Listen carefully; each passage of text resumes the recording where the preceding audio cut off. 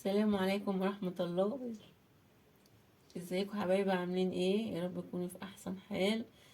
النهاردة هنعمل مع بعضينا فيديو سهل وبسيط مش مكلف، مكوناته بسيطة. يلا نبدأ بسم الله ونقول معانا ايه. النهاردة هنعمل مع بعضينا صينية عجة. انا معايا هنا بصلتين مقطعاهم بشرام بمبشرة، طماطمتين مقطعاهم مكعبات، حزمة بقدونس، 3 بيضات، كوباية الا ربع دقيق. يلا نبدأ بسم الله.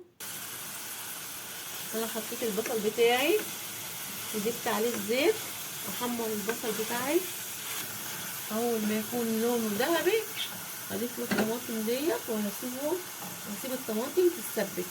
ولما تتسبك هسيبها تبرد، نرجع مع بعضنا نكمل العجة. انا دلوقتي البصله بتاعتي اتحمرت، هضيف لها الطماطم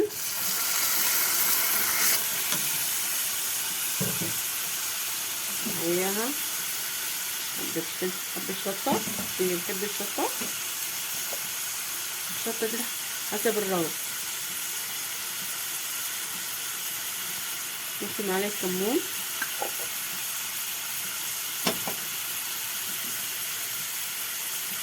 معلقة ملح،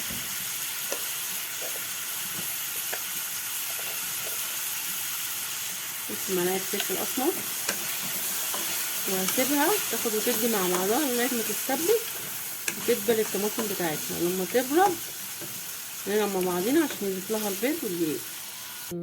الطماطم اتسبكت مع البصلة وبردت. دلوقتي هنعمل الدقيق، نضيف له المية، نقلبه بالتدريج كده، هنضيف البيض. حضراتكم دول 3 بيضات، هما 3 بيضات حلوين، كمية كويسة على اللي احنا عاملينه.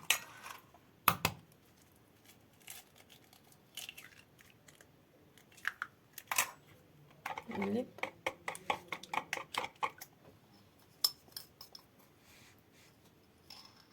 نضيف لها ربع معلقة كربونات الصوديوم عشان هي دي اللي هتخلي الصينية بتاعتنا صينية العجة ترتفع. مكترش من كربوناته عشان ما يتمررش. نضيف التعصيجة البصل والطماطم،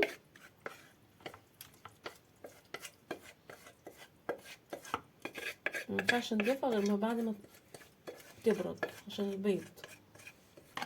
نضيف لها الخضرة،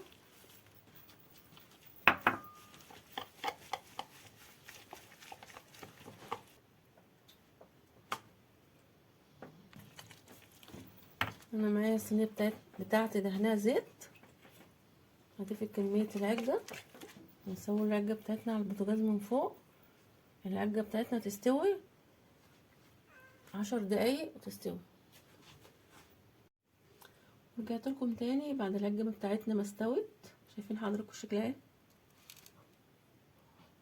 الاكله دي تنفع وجبه الغدا، جنبها حبه بطاطس او حبه رز. اكله بسيطه مش مكلفه، نعملها ببيض كتير.